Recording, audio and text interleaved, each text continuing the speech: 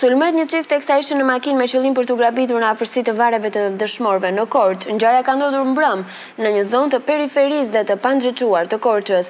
Sipas të dhënave të para, mësohet se makina me targ AB 126 CF ka qenë ndaluar kur një person ju është afruar ndërsa drejtuesi i mjetit, një i ri, identiteti i të cilit nuk bëhet i ditur, ka dalë nga mjeti, ka vrapuar për t'u larguar ndërsa ka lajmëruar policinë. Në të njëjtën kohë, edhe autori është larguar për t'u shmangur policisë, e cila mbërriti në vendngjarje dhe po kryente veprimet e nevojshme. Sa kaq në komisariat të shoqëruar çifti për të dhënë sqarime për këtë ngjarje.